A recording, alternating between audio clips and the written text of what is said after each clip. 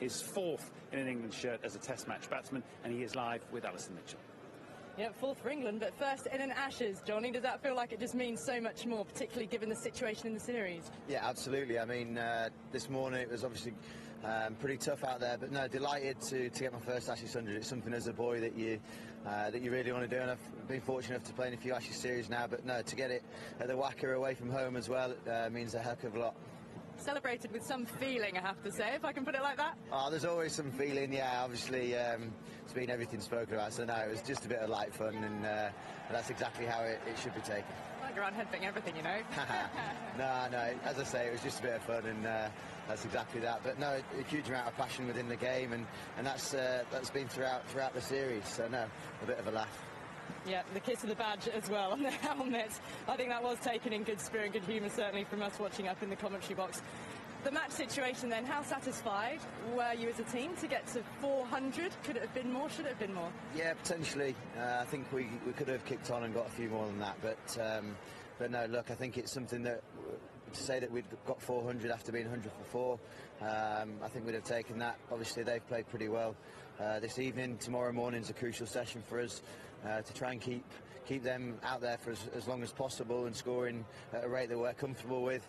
And look, come the end of the day tomorrow, who knows what could have happened. They obviously took 6 wickets in the morning session, so there's no reason why we can't. The wickets offering a decent amount as well, so if we get it in the right areas with the skills that the boys have shown throughout the series, then there's no reason why we can't do the same. Once Moeen was out, did you feel as if the game changed somewhat when you were batting with the tail again? You had to sort of play in a slightly different way, maybe up the tempo. How did it feel to you then in that position? I'm not sure you can class Wokes as a tail ender. I mean, the guy's got 10 first-class hundreds, 12 first-class hundreds. So, look, we're very fortunate to have those guys that are coming in at 7, 8, 9. Broady's still got a Test 100 coming in at 10. So, yeah, it's pretty tough down there for the guys, because the plans that are implemented by guys that are bowling 145 Ks is pretty ruthless, if we're really honest, and very tough. So I wouldn't say it changed a massive amount. Naturally, there's an ambition to try and score more fluently, but at the same time, risk and reward, isn't it? And unfortunately today, that risk and reward didn't end up being on the right side for myself. How is the pitch playing? We've seen the odd one hit a crack and scoot through, but you've spent a lot of time out there both with the bat and keeping wicket. Yeah, there was a couple that shot through, but it's very difficult to compare the two attacks, because obviously the skills are very different, the paces are different. But what I do know is that it has done enough for us to get 20 wickets within the Test match, and that's the exciting thing about it. Over the next couple of days, it might offer a bit more turn, but Mo, I thought, bowled absolutely delightfully, really, using the wind, using the drift, and the control that he had was probably the best I've seen him in bowl, especially starting a spell for a while. Well, congratulations on a well-earned 100, Johnny. Thanks for your time. Thank you very much. Johnny Bester with Ali. Let's start to reflect then on a day that's perhaps swung a little bit away from England, but with Ricky, Jeffrey and Gilly. Start perhaps with you, Jeffrey. You know Johnny very well. He's, to use a cheap gag, used his head today, hasn't he, to reach his first Ashes century? No, head touching, not a head butting. No, but used it in the right way. Played nicely. Played wonderfully well, all the time, yesterday and today. This morning, I was really impressed this morning, because he's a quick scorer. He likes to play, not silly, but he likes to, and he scores quickly. This morning, it was very important that both of them came in and realised that, hang on, 110, 75, no, you're not out this morning. Aussies have got a new ball. So therefore, you've got to play a little bit more sensibly, a little cautiously, and they did brilliantly early on. And then, after about 35, 40 minutes, they tried to express themselves. He played marvellously well. Played straight, never hooked once, that's a pull. He never hooked because he's not a hooker. And when he ducked, he looked at the ball in the old-fashioned way, and he deserved that celebration. Yeah, and you can see, actually, as is often the case, Ricky, you can see with a batsman, perhaps particularly one that's been on the pump a little bit, what it means to him. That was, as he says, a bit of a joke. Well, there's a few things he's probably thinking about as well. He might have been disappointed that he's batting 7 at the start of the series as well. He got an opportunity to go back up to 6, so he probably felt he had a bit of a point to prove, or a point to make probably to the captain who sets the batting order. But look, he did play beautifully, and you know, it's only his 4th Test match 100, so of course it's going to mean a lot to him. His first Ashes one, and he did everything right through his innings. He went through the gears, and unfortunately there, we said earlier today, didn't we, Matt, just a couple leading up to that, just swung back in a fraction. That just hints to shape back. He just played across it, trying to find the gap, and got an inside edge on it, and you can see the disappointment on his face there. He knew there were more runs out there for him, and as he said, Wokes and those guys are not, and Overton, you know, they can bat a little bit, so he would have felt that he left a few runs out there for sure. Well, he said as much himself, didn't he, in the interview we just heard? You can see his frustration a little bit as he walked off, but Adam, if we're going to be, I suppose, honest, and we must be, it's a collapse again, isn't it, from England's lower order, if not tail, if we're going to believe that Wokesy and those are better than what we're seeing? Yeah, 6 for 35. That's a collapse in any cricket. Milan just opened the door. Brilliant innings, 140. Great catch. I would like to have seen him use his feet, go over the offside, hit with the spin. He tried to go leg side there. He can hit them over mid-off for 4 or 6, but great catch by Hanscom. Laziness there from Ali. A big 200-run partnership. He sat watching it for hour after hour and then get in there. He knew what was coming. He knew it was going to be short. He just needed to be sharper in his mind, which therefore would have been sharper in his footwork. A little bit unlucky here. He's flicked that off his hip. That's a brilliant catch. 6'4" fast bowler down at fine leg. That's the modern day cricketer though, isn't it? The big fast bowlers, they need to be able to field. In previous eras that might have just gone sailing into the boundary, but they were ruthless, the Aussie attack. The door was open, they came in and they circled like sharks, didn't they? Stark got it up there. That was the Bairstow one we just saw. Yeah. And then really after that, you couldn't expect much from guys like Overton and Anderson and Broad. They were going to get peppered. They were right on the money. Bancroft there accepts the easy one, and then Broad, he hit a big hook shot for 100-metre 6, but then he just tried to get inventive, and that brought about the tail enders got bowled out with short ball. Yeah. And I don't know what preparation they did before the tour, but if they didn't do preparation for short balls, then they're silly, because anybody could have told them that's what they're going to get. So what should England have got? I think we all... 450. Yeah, minimum. Well, by minimum, just be honest, but another 50 runs would have been about par. Yeah, look, I think they've done a reasonable job. I mean, they're 3 for 115. Let's not forget that as well. So they're two guys in the middle that stood up and played beautifully. You know, that was a 240-run partnership. That's, you know, that got them to 403. We saw it even late today.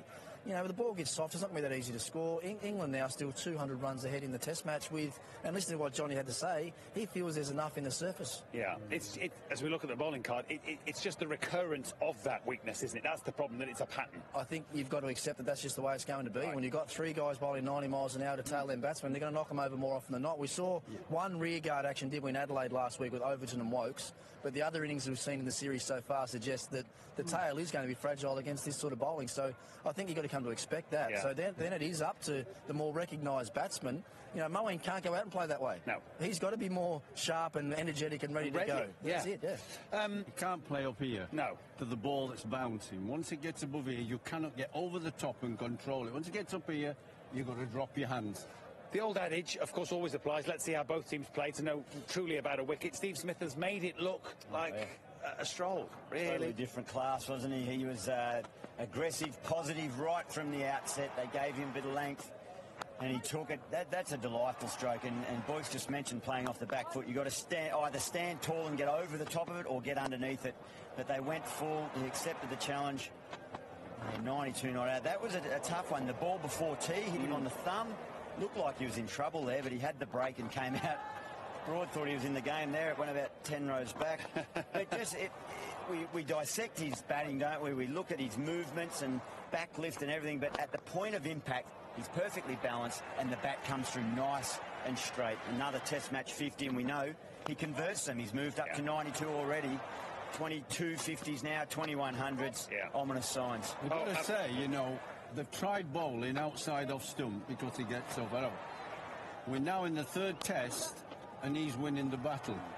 We've got to do some new thinking, whether it's bowl straight and set an onside field with 2 men in the box for his drive and a man out to stop his 4, whatever. You've got to try something else, because so far he's winning.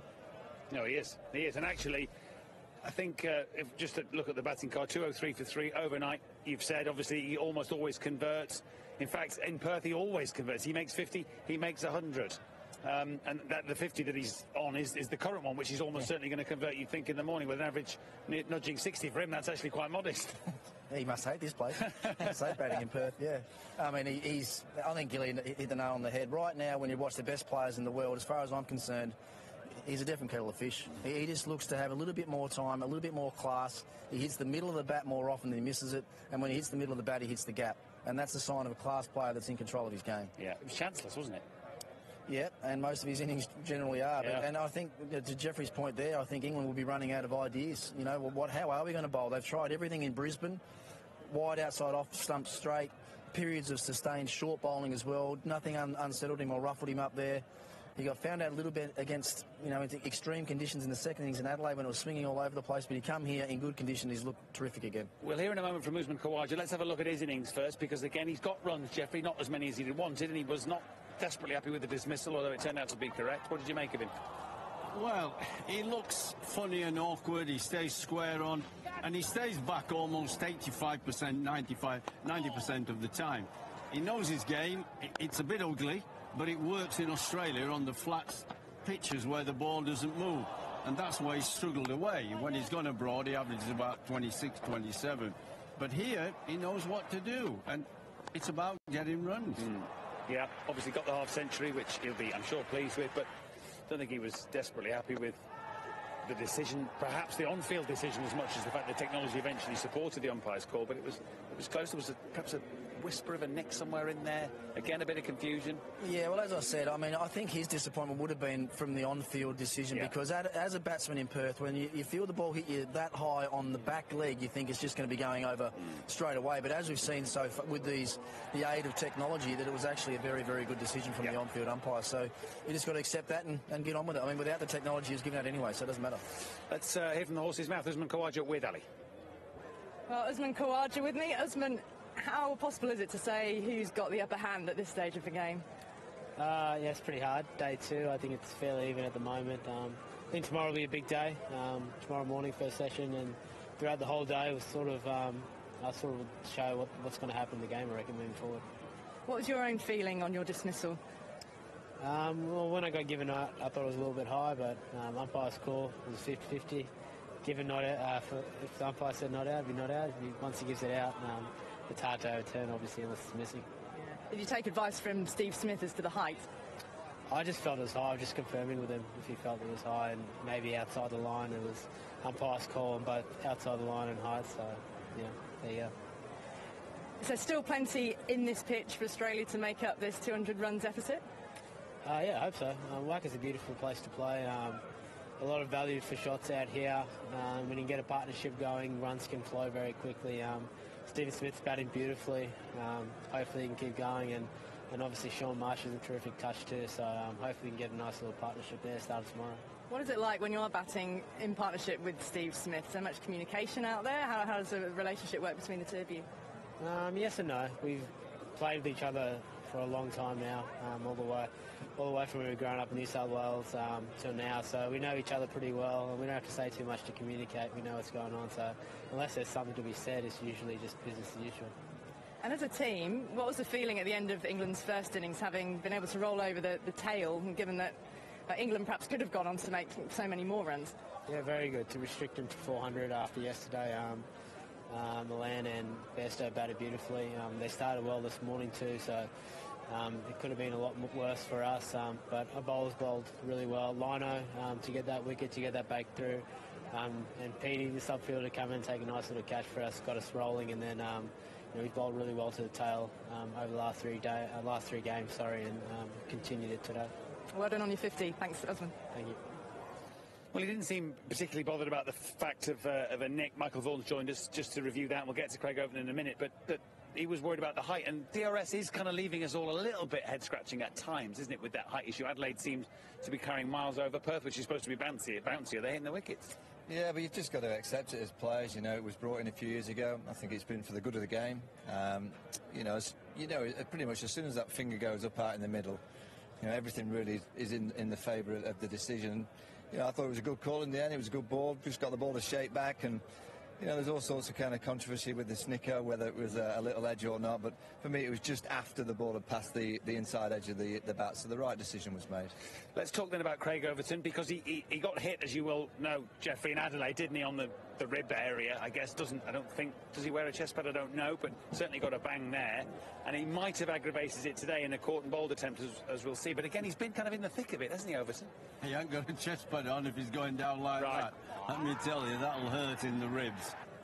Yeah. That's Warner's wicket. It is. A bit of a footwork. He just didn't quite do it properly, did he? And there's the caught and bowl chance, which we think is where he's jarred or reignited a little rib pain that he had from Adelaide. And the word we have is that he doesn't know yet whether there'll be a need to go for a scan. So we'll obviously try and keep you posted on that. And then, of course, he gets the other opener, Gilly. Yeah, that's right. It was referred, and they were delighted with it, weren't they? And may well they be. And that's a rearing delivery. We saw that a little bit earlier. So although he was hampered by that injury, he still produced enough questions there for the batsman. Steve Smith went off there, had the tea break, came back out, and then after teas where it really started to turn sour for Overton, grimacing every time. He was pulling up short in his follow-through, and away he went. So it'll be interesting to see whether he can come back tomorrow and take up his position. Otherwise, it's going to could be a long, hard day for that bowling lineup. Yeah. But when you look at the story of the day, I suppose, as well as the game with the 200-run deficit, I think I heard you saying commentary, you'd still rather have the runs on the board, Michael, but it's just that the psychology of where the game in the series is at. We were all optimistic last night, the English contingent. Yeah, and England have got to take the chances. They've dropped 3 today, and that's going to be crucial. And can the dressing room believe? Can they believe that they can go out there tomorrow with that same desperation that we saw in the second innings at the Adelaide Oval? They've got no other option. Now, they're 2-0 down in the series. They've got 200 runs to play with. Come out tomorrow morning with that same desperation. Just try and bowl a better. I thought they were a little bit too short again today.